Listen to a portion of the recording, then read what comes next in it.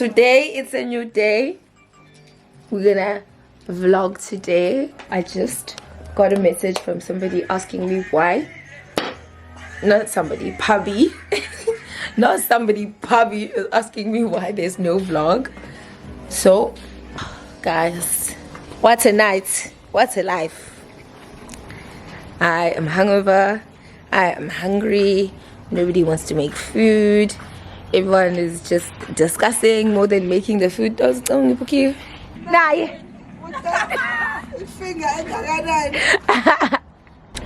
go to the shops. I'm wearing Dad's dress. I'm giving auntie vibes. Giving auntie vibes. Aibo. Alisekudonga la ekhaya noma kwenzalani. La kamlungu alisekudonga. Morning guys, welcome to a new weekly vlog. I'm back in Cape Town, as you can see. My passport has been held for a month. I'm unable to travel until I know what's going on.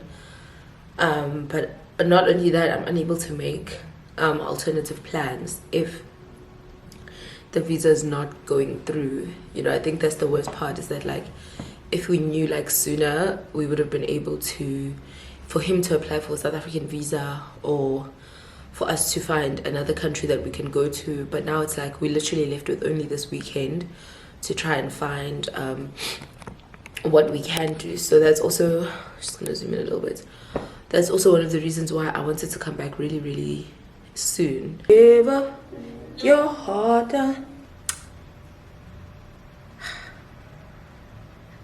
Yeah, you know, funny enough, like I had so much content planned for Durban, but I felt like I couldn't really get the content done. Like I was supposed to do a sit down chit chat with my sister, but she works, and by the time she's back from work, she's not really in the mood to, you know, do something like that, which is understandable.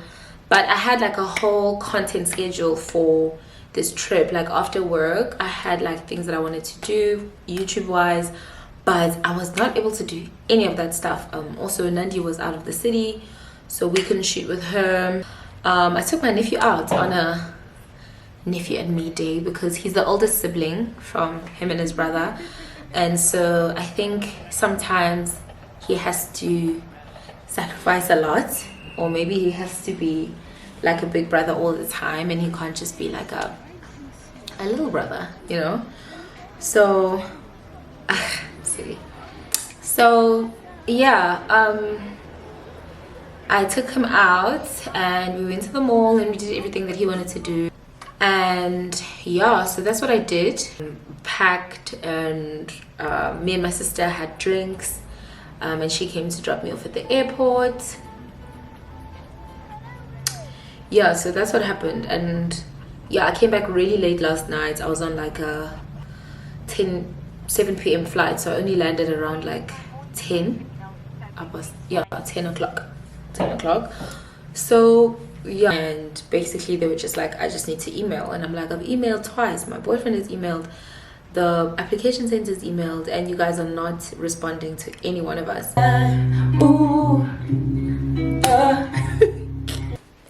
I'm busy just unpacking from, do I look blurry? Shooting at night is so weird because I always feel like I'm looking funny. I'm unpacking from the trip, and I'm just thinking how, like, I feel like I'm trying to sort of settle down, you know. Even after a trip, like, you need a moment to like, okay, but I feel like I can't take that moment because I feel like I'm scrambling to make sure that I have this vlog up on Sunday. I felt so shit not uploading my vlog last week Sunday, and I really want to make sure that that was the last time I ever do that, because I don't want to be disappointing, and I don't want to disappoint. I don't want it to be like, oh my gosh, she always has an excuse every week why she didn't upload on time, and I'm like stressing about it. Like I'm like unpacking, I'm like trying to like plan out tomorrow because I have work in the morning. I'm like, okay, I need to make sure that I vlog, and I need to make sure I need to make sure that I come back from vlogging and I shoot whatever I'm doing, because I'm like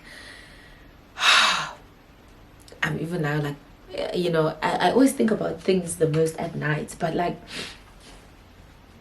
I'm just panicking, you know. This is the last week where I'm uploading a vlog back to back. Like I don't want that. Like I have a plan, a structure for how I want this YouTube to go, and I feel like now I'm sort of like slacking. And granted, I did not expect YouTube to be this much work, especially editing. Editing is mostly the work, but taking content is not really that hard. But I promised myself that I would upload 2 videos a week every week. That's what I said I was going to do, and I need to get back to doing exactly that. I'm just disappointed that I didn't get my chit-chat session with my sister while I was in Durban, because that was like one of the things I really wanted, but time was just not working out, guys, and I didn't want to force the situation. I think I'll just do a Q&A on my story, and then do a get ready with me, and then answer those Q&A questions. Or maybe it won't be a get ready with me, maybe it'll just be like a sit down situation, chit chat, but only with myself. Or I could do there's another wig that I have, an old wig, and I can do another revamp of that. But yeah, all the other YouTube ideas that I have in my head, or that I have written down for my YouTube content, are like, they need me to have either my sister or a friend around. So yeah, I can't just shoot it with just anyone. Good morning. It is a brand new day. Kuya bada. As for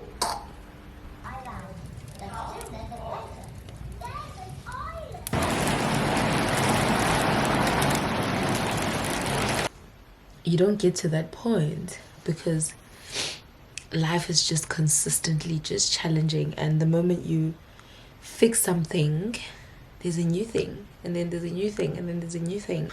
Good morning, guys. Don't mind my bedroom. I'm about to redo my room. I want to show you guys with what. Okay, so I got these cute pillows yesterday from H&M. Pillowcases,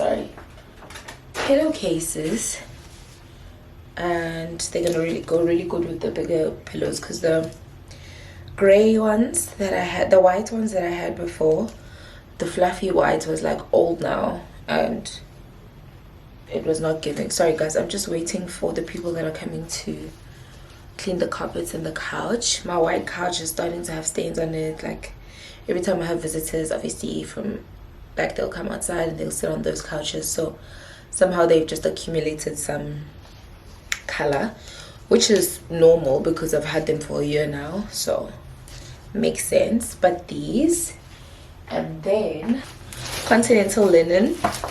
Okay, this is just a thingy for my bathroom, because the one I have disgusting. I've had it from Joburg when I moved here from Joburg.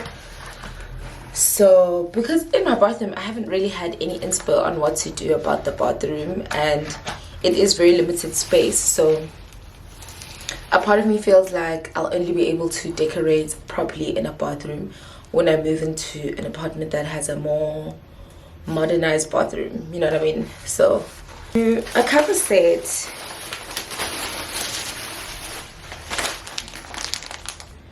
Yeah, now I'm gonna do my room and clean my house. I haven't been consistent with content. I haven't been uploading much, and at this point I think I just got tired of making excuses and tired of explaining something that I couldn't really like articulate well. Yeah, I've just been having a really difficult time right now. Also, just something negative happened when I was at home. I thought that I would just come back to Cape Town, get back on my schedule, get back on my shit, but like I've been going through it, you know. I still don't know anything about my visa situation, but I guess I'm just gonna, yeah, I don't know. Yeah, I need to try and forget about it for a little bit. Things is very hard because now it's like I'm not even supposed to be here this week. I know myself, and I know that I have a tendency to switch off in general. If you follow me on Instagram, you know, sometimes I just deactivate, or I stop uploading for like months at a time. And because I'm like super emotional, sometimes everything just gets overwhelming for me, and then I feel like I need to like switch off completely. And that's what used to help me sort of get myself back. But I sort of feel bad with all the momentum that I've built for my pages and all the work that I've put in now, to just be like, oh, I want to deactivate, even though I really wanted to at some point. And like just be like, okay, you overstimulated. You know, you overstimulated, take 2 minutes. But yeah, I put in a lot of work for those things. But that is something that I always used to think about, is that what am I gonna do when I get to the moments where I feel like I just can't anymore? And so yeah, that last week was one of those. I wanted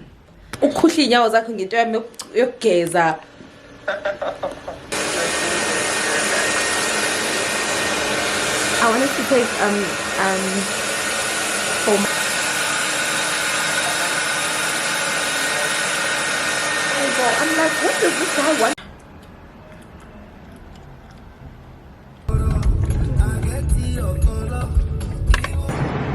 So I'll call you like 30 minutes before.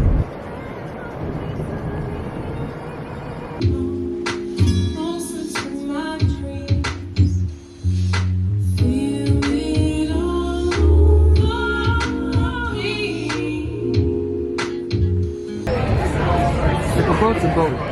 Pirate ship. Yeah.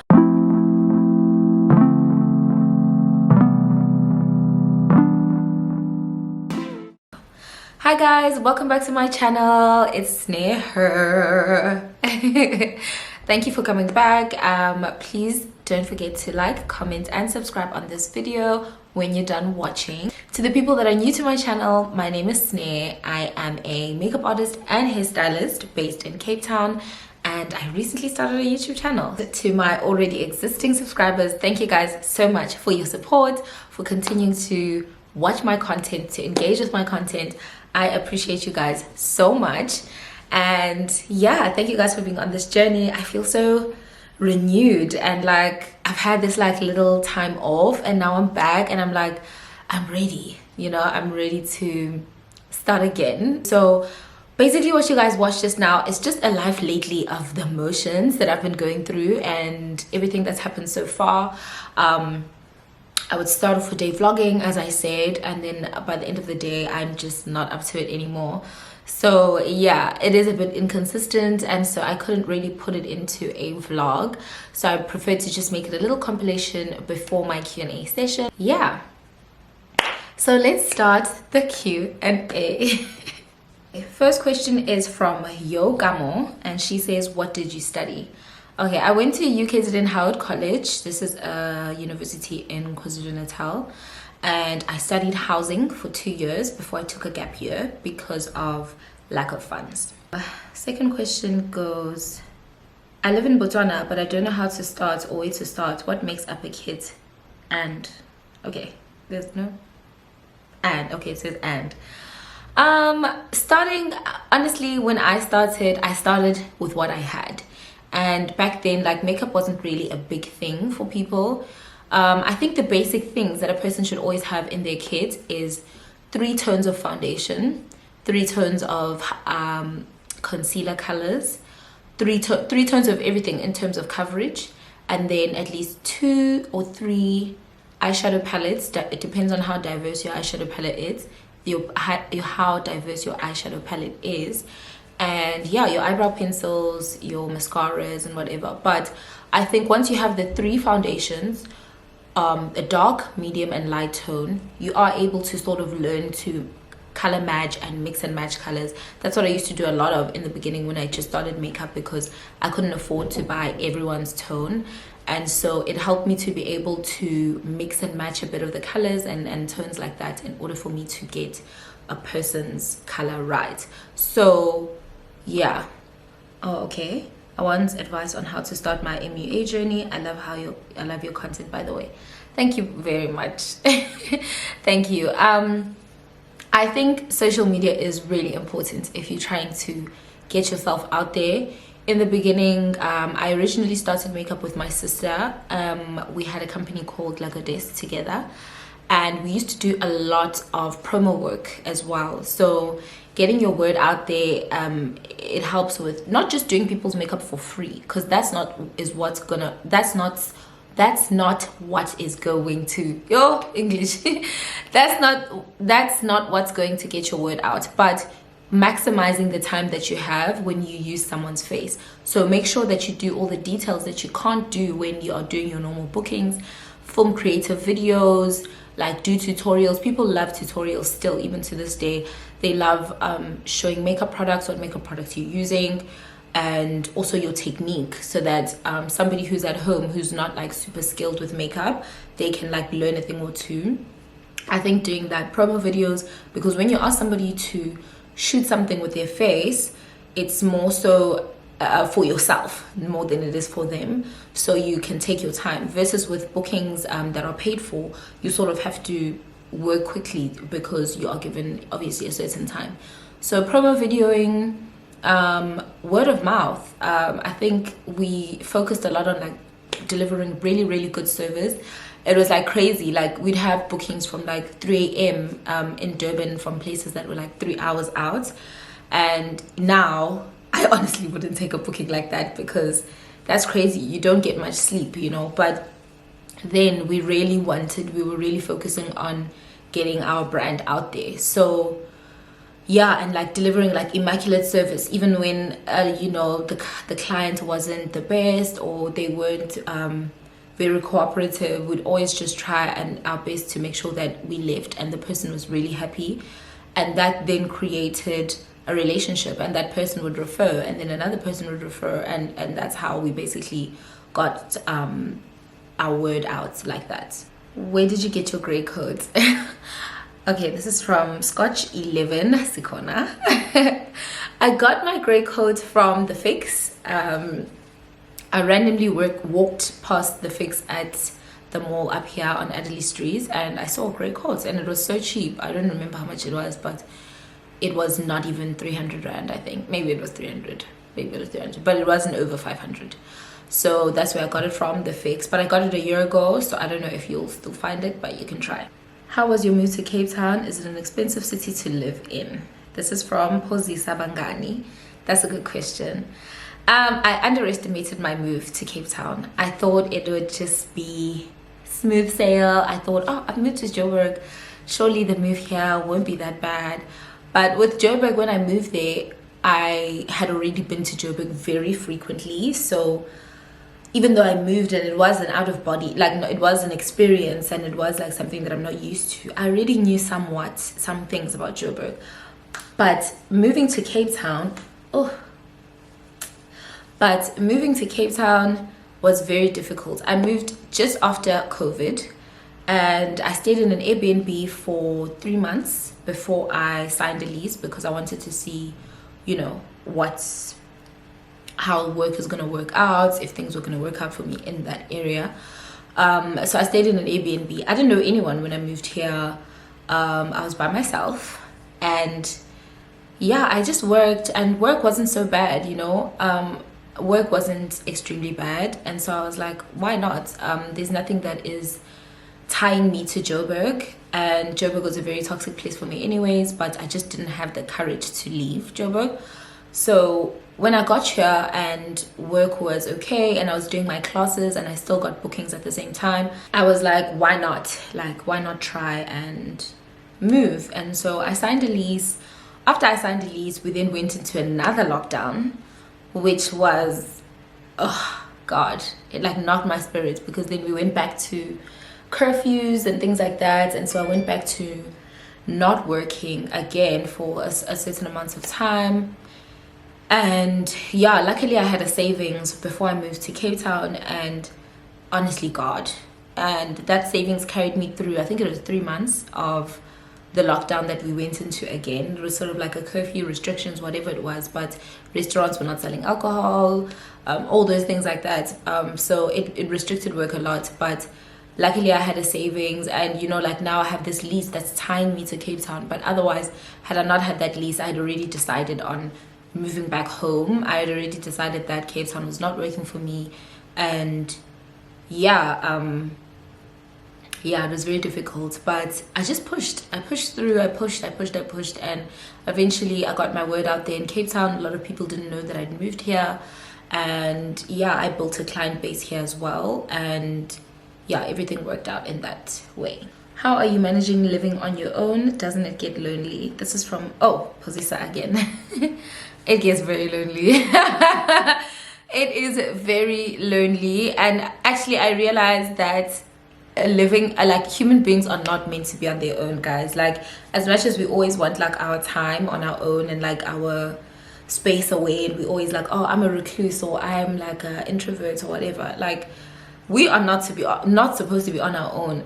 I've lived alone now for sure 7 years, 7-8 years. I've lived alone. I'm saying, yeah, 7 years, and I don't get used to it. I don't get to a point where I'm like, oh, I love it. I'm so happy. I get very lonely, and it also leads you to start like entertaining situations that you shouldn't be. You know, like hanging out with guys because you're like, ugh, I'm bored. You know. But I used to do that a lot in Joburg. When I moved here, I just keep to myself because the city is very small, and I think that, yeah, like everyone's gonna know your business, and you know, so I tried to just, you know, stick to myself in this city. I'm not really outside, but yes, it does get lonely, and that's why like I'm always trying to pressure my sister or my friend to come over and visit. When and how did you start your MBA career? Did you experience any hard challenges? I was taking a gap year from varsity. As I said, I was going to Howard.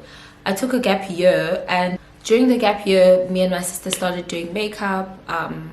My sister originally was the person that used to be really good with makeup, and so I would always try and get her to teach me how to do my own makeup. I was really bad with my brows and everything like that. So she would teach me how to do my own makeup. And then eventually I was like, why don't we just make this a business? Like, she always used to say that she wants to do makeup, but she's an over planner. So she always wants to like plan things articulately and be like, okay, I'm going to do it on this day when I'm fully ready. And I was like, we'll never be ready. Like, let's just do it. You know, I wanted to make money. And yeah, so we decided to just start doing makeup from then. A lot of the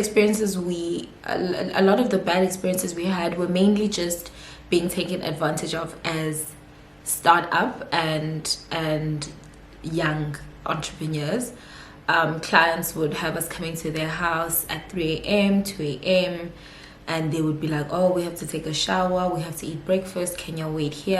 And you know, people like sending you off from pillar to post. Like, they'd be like, oh, you know, do my makeup here, and then you're gonna go from here and go to my friend's house and do her makeup there. And you know, we were not charging a lot for makeup. I think back then we were charging $350 for makeup, and transport, I think we're charging the same.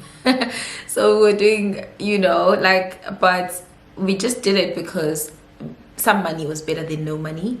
And we understood that we are still starting and we need to, you know, make a name for ourselves, especially because back then there weren't a lot of makeup artists back then. I think it was Glamorous, she was GBC, and one other person, I forgot who, but GBC was basically dominating the bridal makeup industry back then. So we were trying to like come in, and you know, we weren't very experienced. We didn't have any education in the makeup business, but I caught on really quickly from the stuff that my sister taught me, and I taught myself things after that.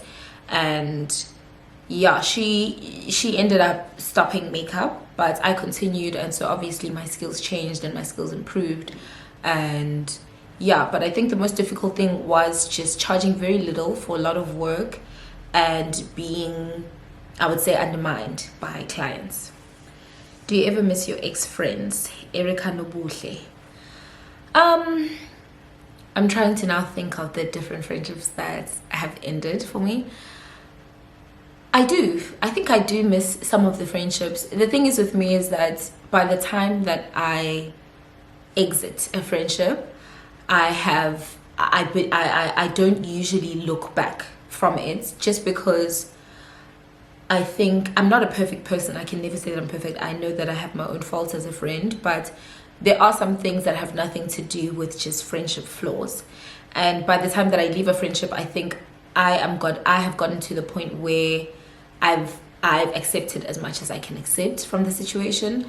So I don't usually have regrets about the friendship. I usually have regrets about maybe I didn't communicate well about whatever it was, because usually I'll just completely ghost, and the person would usually probably think like, how, what the hell, you know. But it's like, I wish that I communicated better with things that bother me in friendships.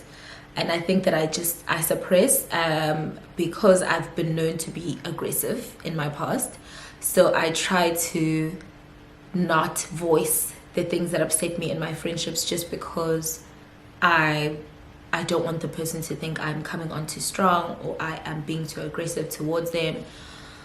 So yeah, I try to do that. But by the time that I exit out of a friendship, I am usually like, okay, I usually have gotten to the point where I am really fed up with the situation. What happened with you? Okay. Guys, there are some questions I cannot answer, just because I don't want anything being misinterpreted. Don't get me wrong, like, I really wish I could just be transparent and say what I want to say, but I just don't think that it will be good for me. I think that, yeah, there's some things that I think will have a negative, I don't know how to explain it. I think the explanation that I would give would make the situation unnecessary, and I think it's something that we've moved past and we've grown up in our lives, and I'm really not that emotional about that anymore. So, how is long distance relationship? From Fifi Mohodi. It's hard. It's hard. Usually I've had a long distance relationship, but it was like Durban to Joburg, and this is like complete different continents. I've never dated somebody this far away, but my boyfriend is very intentional about the relationship. I think that's something that I feel I would have liked if I dated somebody in the city or, you know, closer by. Is that, like, unfortunately in our country, like, the way the single pool is set up is like, nobody wants to be intentional and nobody wants to be meaningful, and niggas are just like, oh, let's see how it, like, niggas, but men, you know, they just like, oh, let's see how it goes, you know, it is what it is, you know. What do you love about living in Cape Town? This is from Vuyelwa Masango. I love the hominess of Cape Town. It's not as like fast-paced as Joburg. I love how, like, I don't know, I can say like the people are just have more better intentions. The people are more chill, the people are more genuine, you know, everyone is just chilling, you know, there's nothing weird happening. I think that's what I love about Cape Town. I love the slowness of it. It reminds me of Durban. It's not like Durban, but it's not as like as Durban is. I love that I'll never be able to finish the amount of things to do here. There's so many things to do, there's so many places to see, that I know that by the time I move from here, which, crossing fingers, is next year, I would not have finished seeing, you know, everything about the city. So I'm always excited about going out, because I could go out for like 5 years and I would be able to still find a new place and a new place and a new place and a beautiful new place, and the views, the mountain, the summer weather, you know, I love a lot of things about Cape Town. But that being said, Cape Town is not where I will settle. I love it, but it does have a bit of hostility, and I don't know if I want whenever I do have children, for my children to grow up in that sort of environment. And the opportunities for Black people are very limited. In order for you to grow, in my opinion, yeah, you have to really fight to grow in the city. Things are very cliquish. So yeah, but also I don't see myself like raising kids or whatever. Like I'd want to have, I've been saying this since I was very young. I just want to have one boy. That's what I want to have in terms of children. And yeah, I don't see myself raising a Black boy, especially because I love a dark Black man. So my child would probably be a dark Black man. So I don't know if I want to date a Black boy in the city. How did you do it? Go the channel so quick. Oh, okay, this is from Rebel K. I don't know.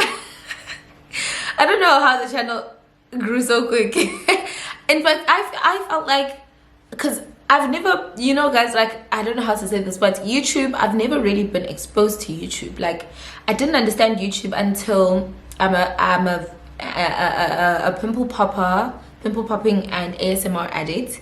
So I watch a lot of those videos, and I used to watch them a lot on Instagram, but the videos would always be short, So I used to watch them, and then one day I saw like this one video had like, link to YouTube, and I'm like, oh, okay, let me go and see. And that's when I knew that there's something called YouTube, but I didn't understand fully what YouTube is. So I had YouTube, but purely for that. Like, let me even show you guys. This is what my YouTube is like, and only now that I've subscribed to people's channels that I sometimes get people's videos. But like, this is an ASMR, so I just opened this randomly right now. Let me refresh. ASMR dogs, because I want a dog. ASMR pimple popping. I don't know what this is. I think it's ASMR probably. Pimple popping. ASMR. This is probably ASMR eating. Okay, this is probably somebody. Oh, this is an ad. Pimple popping. But yeah, like, I didn't understand that YouTube was like, where you can be a YouTuber, especially in South Africa, because most of the videos you'll see of YouTubers are in like America and stuff like that. So as much as like I'm young and I am like Insta savvy, I'm not very social media savvy. I don't have Twitter because I have nothing to say. The only thing that I had was actually Instagram. For a year before, probably 2 months ago, I didn't even have a personal WhatsApp. I just had my work WhatsApp, and that was it. So yeah, I don't know how the channel grew, but I'm super grateful that it grew, and I hope that it like grows so big that I'm just shook. I hope for that for myself. So yeah. Which apps do you use to edit? Okay, I use, for my pictures, my stills that I upload on Instagram, I use Airbrush, and that's this app right here. This is how it looks on the inside, in case you want to check it out on apps. I use that to edit my pictures, and then my videos, my reels and stuff, I use Splice, and that's over here in the corner, and this is how it would look when you open it up. So those are the two apps that I use to edit. How do you find YouTube so far? Is it fun? Do you enjoy shooting? I enjoy shooting. I don't enjoy editing. Editing takes longer. Like, you see, into this video, the way this video is going to be so long, I don't know, like, and this video is supposed to be up today, mind you. I don't know how I'm going to edit this video and upload it, because honestly I got way more questions than I expected. I expected like 10-20 questions, but it's a lot of questions. So I love shooting. Sometimes I am shy, but I'm getting better though. And you know what, I realized that when I'm with someone, I don't care. Like when I'm with someone like at the mall or whatever, I will just shoot. But when I'm by myself, I feel like but I'm getting way more used to it than I used to be, because before, like, I would even like be completely scared, but now, yeah, it's getting better. Dusty Blue said, where do you find yourself in the next 3 years? That's such a nice question. in the next 3 years, I would love to have a child. I pray for a baby. Well, it's not that I have trouble having kids. That's not it. But I have trouble finding somebody that I feel like is a good enough partner to have a child. I think you can meet a guy who is a really good partner, who's a really good lover, who's, you know, affectionate or whatever, but in order to find somebody who's a good father, I think the person has to genuinely be a good person, because if you guys' relationship ends, you need to be sure that that person will still be around and you guys can still keep some type of a relationship, you know. So I think the people that I've met and the people that I've been in relationships with, I've loved them, but I don't think that I've loved them enough to feel like I can share a human being with this person, and that even after the you know, the relationship ends, would this person still be around. So in the next 3 years, I would love to have a child. I just want one child. I'm not asking for much. I just want one baby. I would love for my business to grow. I'm trying to get into hair, as I'm sure you guys have probably seen. I'm trying to get into the hair industry, but just selling hair for now. I would like to become a really big hair vendor, seller, and, you know, be solid in the hair industry. And I would like to start another business, something that's more passive, a more passive income that doesn't require me to physically, you know, do labor. So I would like to find something else to invest in, that would help me make money on the side. How many siblings do you have? I have five siblings. I have 2 sisters and 2 brothers. The brother that you guys saw on my intro video, he is my brother from my dad. So he is my dad's son, but not my mom's. I don't know if I'm allowed to share that, but it's fine. But yeah, and then I have a brother who is from my mom and my dad, but we don't get along. We haven't gotten along in a very long time. I think the last time we spoke was high school, just after high school. So we don't get along. But me and my brother, the one that is my dad's son, we're cool. We have a good relationship. I think we're still working on our relationship. But yeah, my mom really loves him like her own child, and there's no weirdness in that area. And then I have my older sister. We are good. We fight, but because, I don't know, I guess, I don't know, she's stuck in her ways and I'm stuck in my ways, I suppose. And yeah, just sibling fights though. I don't think it's anything deep like that. Same with my sister, the one that you guys know. We're really close, but we have our differences as well. So yeah, please give us a short story of how you grew up and what inspired you to be a MUA Nanki M. Okay, I grew up in Marin Ridge. This is a place in Durban. It's like a colored area, actually, predominantly colored area. I grew up there, and then we moved to Pinetown with my family. My dad was still around. My mom had 4 kids, me and my 3 sisters and 1 boy. We lived in Pinetown. Unfortunately, my dad passed away from cancer, and yeah, he was the breadwinner of his family. So black people, you can only understand the drama that entails. Yeah, we had a lot of like, just I'll tell you guys another day, you know, but we basically had to go into hiding because obviously my dad was not only the breadwinner of our family but of his siblings as well. He was a person that was taking care of everyone, and so obviously fights for money and fights for this and fights for that. And we ended up staying in sort of a safe house for like a year. We weren't even allowed to tell our friends at school where we were because honestly, like, my dad's siblings were terrible. So after that, we moved to Westville. It's a suburb in KwaZulu-Natal. After obviously all the logistics got sorted out and my mom was able to get a safer home for us to stay in. But my mom was a housewife for most of her life, you know, so getting a job was very difficult for her. But luckily, the connections that she had via my dad before he passed away, my dad's co-workers and things like that, she was able to get a job. And She was able to provide for us, but we had trust funds for school, and that got us through school and stuff like that. And yeah, it was difficult. It was difficult, you know. So, but yeah, for the most part, summed it up, yeah, we moved to Westville and we went to high school and varsity, and we grew up. What inspired me to be an MEA? My sister. She was such a pretty girl. She's 2 years older than me, but she was such a lady. And in high school and primary school, I was a tomboy. I didn't feel pretty. I didn't think that I looked pretty, and I was more dark. I looked more like my dad.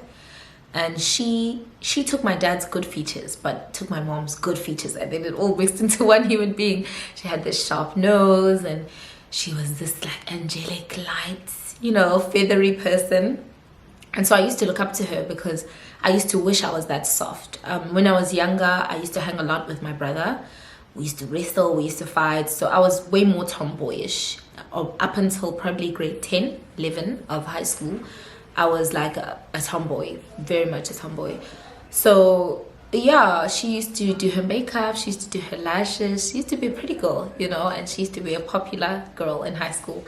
So I used to look up to her, and I wanted to be like her, and I wanted to look like her. I knew, like in my head, I felt like I could never look like that because I used to think she's so beautiful.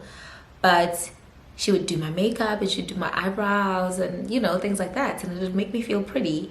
And that's what made me want to learn how to do makeup. What happened to the... Okay, I've answered this question. I've answered that I'm not going to answer this question. Are you in a relationship, and what is your type of rich guy or average? Okay, this is from Van Custom. I hope I'm pronouncing that right. I'm in a long distance relationship right now. We've been in the relationship for... What is it now? July? We started in February. Anyways, we started in February. Before, I could say that I used to look for a rich guy. Not look, but I used to want a rich boyfriend. Like, I felt like that's what I want for my life. I want somebody who has everything sorted. But now I would say I would rather be with somebody who, you know, understands his place as a man. I don't think I could ever be a girl who is fully taken care of by their partner. I just don't know how to live like that. Like, I don't know how to ask somebody for the most smallest things, like toiletries or whatever. But I know that I have a hustle spirit in me, and I know that I'll always make my own money. But I want to feel like I'm doing that because I want to, not because I have to survive. I would like to be with somebody who can take care of the important things, you know. So yeah, I used to be a very material girl, but now I'm like, usually rich guys are not emotionally available. They're not anything available, actually. They just throw money at you, and you end up in a... Yeah, you'll be in a relationship, because I have dated a guy who was very rich, but the relationship was very empty. And that's when I realized that this is actually not what I want. Yeah, I mean, okay, whatever you say you want to buy, he'll give you the money. If you want to go out, you guys will drink, pop champagne, whatever it is. But it's like, you feel very empty in that relationship. So I just want somebody who knows his place as obviously the head of the house and takes care of his responsibilities in that manner. And I take care of mine. I'm unfortunately just naturally an independent person. I don't think I'll ever get rid of that spirit. But I know that I don't want to have to be independent. How did you start your client base? Referrals, mostly. Back then, we were not big on Instagram, because this was probably 2013, 14. Instagram was not a big thing. It was there, I'm not gonna lie, but not everyone was like on Instagram, and not a lot of people were using it in the right way. So we worked on referrals, and yeah, that's how we grew in Durban. And then when I moved to Joburg, I had to start from scratch. But I had a friend we did housing with, and he also stopped, and he went to work for Ambitious Entertainment in Joburg. And so when I moved to Joburg, after I think 2-3 months, I wasn't working though. I don't know what the fuck I was doing. I was there. I was there because yeah, I left home in unfavorable conditions. So I was in Joburg, and a friend of mine, Banele, he was working at Ambitious Entertainment, and he's like, friend, do you want to come and do some jobs at Ambitious? They're looking for a makeup artist. I know that in Durban you were doing makeup. And so yeah, he basically put me on there, and from then I started working for Ambitious, and I went on to work for Ambitious for 3 years. I think 3 years, I don't remember. But yeah, I worked there for a majority of my time in Cape Town, and that was how I basically made my rent, was that job. And then my side hustles would take care of everything else. I think I'm bad at saving. Do you believe in saving or just spending on whatever you want? This is pretty fresh. If you watch my vlog, the vlog before the vlog, this previous spend in a day, I believe in savings now. Before, I used to box my money. Like, as soon as I get it, I would be finishing it. But I realized that that makes me live in a very anxious place. Like, not saving makes you constantly be in hustle mode. Like, that is so not healthy. So I believe in saving. What I do is usually when I get a booking, let's say I get a booking for 3,000 rand, right? That'll be like, a makeup and hair house call. From that 3,000 rand, I will take maybe 1,000 rand and put it into my savings, and then I'll take 800 rand and put it into my personal account, and then I'll keep the rest in my business account. And then I do that with all my transactions, so that it doesn't feel like there's still something accumulating in all the accounts, and it's not feeling like, oh, I'm just taking all my money and I'm shoving it there, then I'm gonna have to take it out and whatever. But when such situations come, like when I need to pay for something, like for example, when I'm doing really big jobs, I usually have to pay the person that I'm subcontracting, because I need to have an assistant makeup artist, and I need to pay that person to come and help on the job, and I know that that job only pays after 30 days.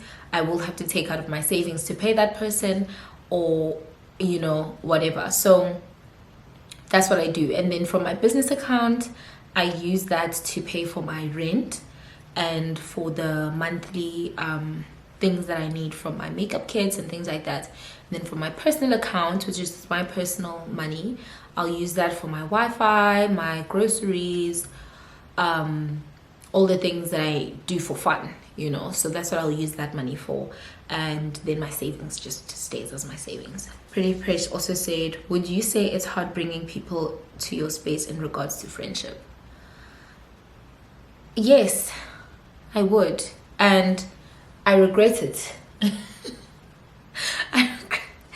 I regret it because I think a lot of people sometimes, when they see me, I look very standoffish, and I look like, hey, no, she's like a non-nonsense taker in friendships. But when they get to know me, they realize that I am giving in my friendship, and I'm giving to a fault, because I think I give too much to the point where people start to feel entitled to my giving.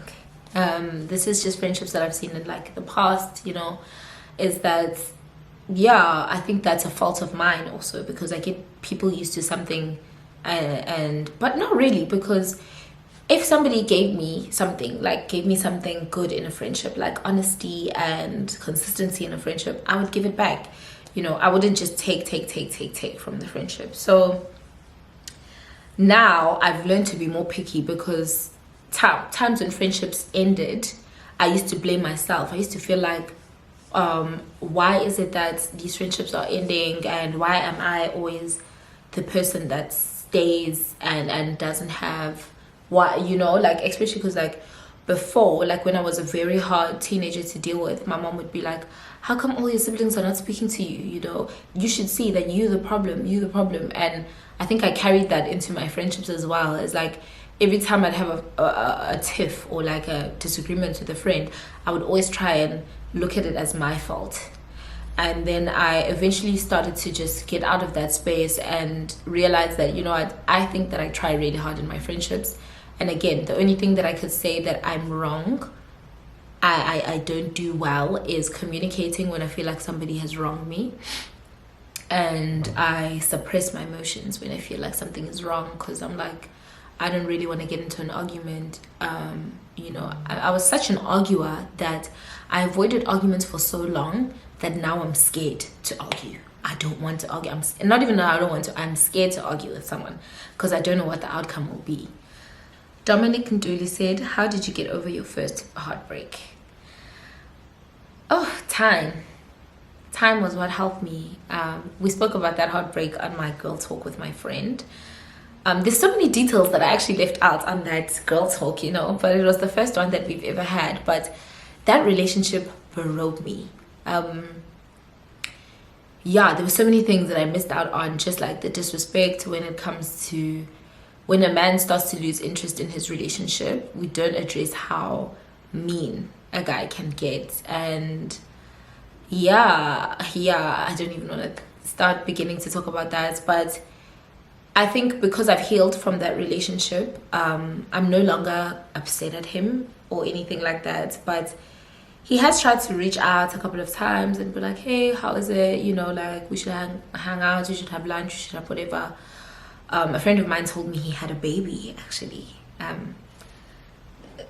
hope I'm not putting him into trouble. I hope I'm not putting my friend into trouble, but I mean, he tells me everything. Like, he's my best friend. He's my best friend, actually. Yeah, I almost said my best guy friend, but he is actually my best friend. And we met in Joburg, Lamzi.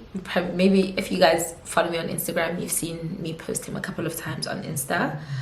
And yeah, I'm sure you guys have seen him, Lamzi. So he's my best friend, and yeah, he really also helped me through that whole situation, even though it happened years before me and him met.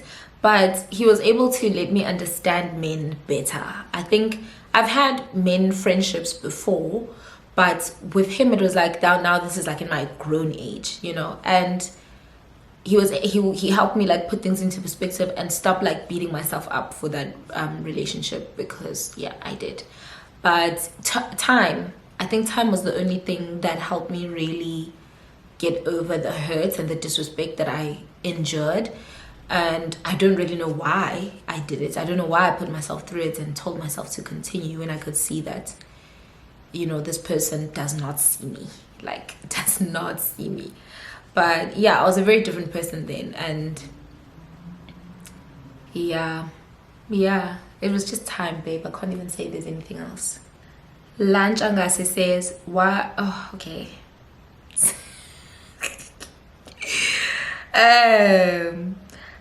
Fio, I hope I'm pronouncing this one right. Fio, we just recently followed each other on Instagram.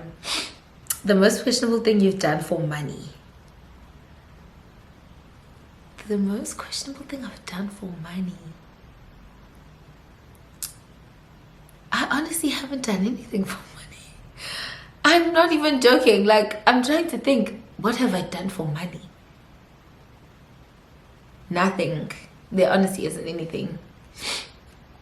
Abongile Yumata. Same question. Sisanda, you got Zinza. You're annoying. Wanele. Do you feel like the money you are making currently makes you live a comfortable life? No. I think even this is something that I complain about all the time. I think like even the money that I'm constantly complaining about money, because money doesn't spread as far as it does now as it did 2 years ago.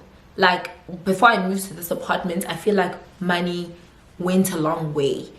And now it's like, hey, bo, like any money, like I'm still making a consistent amount of money, but I have to substitute the money. Like, I have to work certain hours that I don't want to work because I'm feeling constantly under pressure to maintain money and maintain the income that makes me feel comfortable. So definitely not. It makes me live a normal life, not a comfortable life, just normal. And that's why I've been saying from my previous questions that I want to substitute my income, because this is not it. Do you have a 9-to-5? This is from Siwe Mnyanda. No, I don't have a 9-to-5. I am a full-time makeup artist. Sipo NK 159. This is a guy also. Why are you asking these questions, guy? Clay? He's asking the same question, but I didn't even, weirdly, I didn't even know people were noticing that type of thing. But hey, guys, I don't want to put myself in that situation. Zamasitu says, what are your favorite restaurants in Cape Town? Clark's. Clark's is number 1, top 1. 2 is Hacienda. I went there on my YouTube. 3 is Pier, which is a fine dining experience in V&A. 4 is, where else do I really love the food? Bungalow. I really love the food. I'm talking about food right now, hey? Bungalow. 5. What else do I really like the food? Grand Pavilion. I would say Grand Pavilion, but not really. I think those are the top 4. Because if you've been to, in my opinion, if you've been to Bungalow, you've been to the Nines. If you've been to Savruga, you've been to Grand Pavilion. Because the food at Savruga and Grand Pavilion, same like a cat. The food at Bungalow, the Nines, same like a cat. So yeah, I in my opinion, but the only thing would be different would be the vibes, you know. Obviously city vibes, beach vibes, yeah.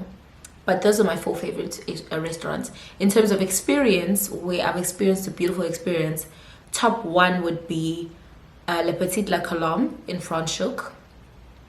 Number 2 would be the Nines. The 3rd place would be Bungalow. I love the experience at Bungalow. 4th place would be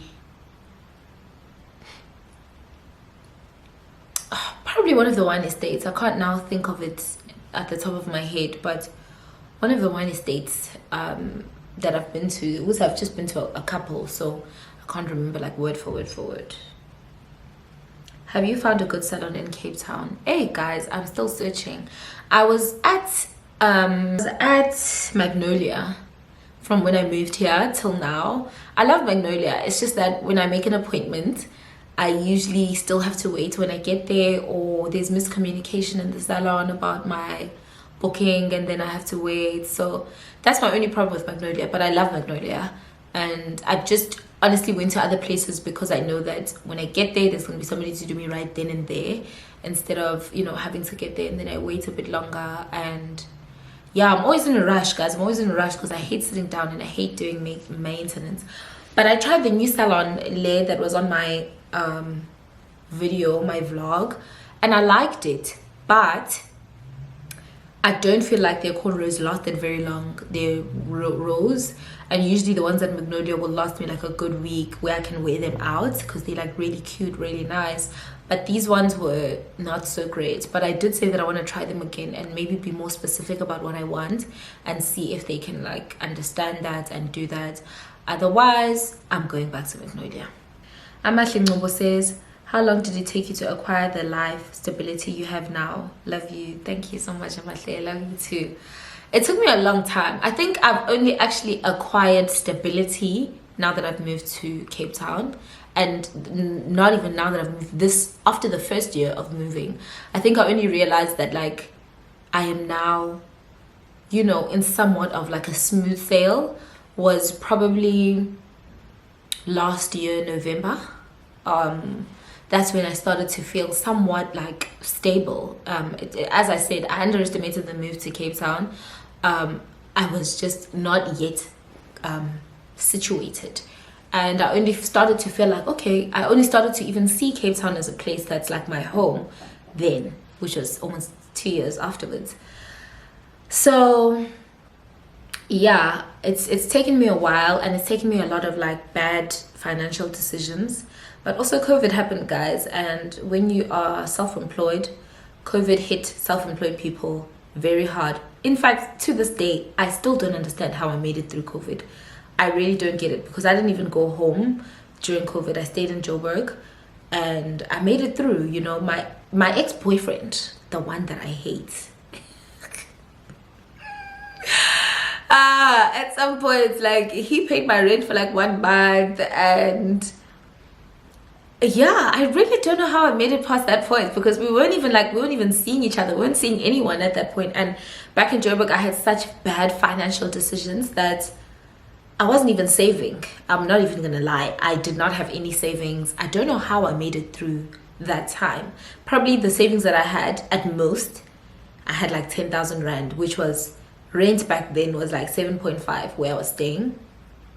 So I really don't know. I really don't know, because the lockdown, I think, was like 3 months. And what did I just do? And yeah, I don't know. But yeah, stability, I think I've only found it last year, and it's brought so much enlightenment. Like, being stable financially has allowed me to just focus on other areas of my life as well. Like, I'm able to just think about other things and put other things into perspective, and it's made me mature so much as a grown-up, as an adult. What? Guys, not really a question, just wanted to applaud your hard work, and you're looking gorgeous as always. This is Mapenda. Thank you so much, babe. I really appreciate that. Seho Muhle says, what do you do for a living? Gyahosha. I'm a drug dealer. I'm joking. I'm a makeup artist and a hairstylist. Please check my Instagram page and click the link at the top. My page is right there. It shows you everything that I do on that page. And now I am a YouTuber, so add that to the list. Add that to the list that I do. I am a makeup artist, hairstylist, and a YouTuber who is soon to be a very popular, famous YouTuber. Kimberly M, you use your camera or your picture for your pictures and videos so clean and crisp. Thank you so much. I use my camera now, but I used to use my phone. I just use my camera now because I want consistency on my page. I don't like that, like, sometimes when I shoot with my phone and then I shoot with my camera, the quality varies. Obviously a camera will always shoot better, but some of my reels I shoot with my phone, and then I just tap when you go on the video and you tap on the video, then you sort of bring down the brightness a little bit. That helps the video focus a bit more and it makes it look more crisp. So you should try that. What do you use to edit videos on YouTube? That's from I answered this question before. I use Splice. How many sources of income do you have? 2. Work and my boyfriend. How's your journey on social media? That was awful. My boyfriend is not my source of income. I'm kidding. He's not my source of income, but he is a consistent amount of money every month, so I would say that he's an income. How has your journey on social media been? Since I've started to take social media more serious, I think I started like end of last year, it's been more surprising. Like, before I used to feel like, oh, people don't engage with your content just because people don't engage with content anymore. But I think people weren't engaging with content because I wasn't uploading consistently, and I wasn't uploading things that people can relate to or people can comment on. You know, it was just more like lifestyle, you know, whatever, incognito type posts. You know, you want to be mysterious. And yeah, I think when I started to post more consistently and started to post content that showed more of my interests and things like that, I felt like that's when people warmed up to me a bit more. Like, oh, okay, at least now we can see like what your personality is. I think before I was just posting selfies and there wasn't really much, you know, context or nothing deeper outside of just what I was posting. So I think when people started to like see more of my personality, they warmed up to me a bit more. I under her, same question. God. Do you see yourself living internationally? If so, which country? Yes, I see myself living internationally right now.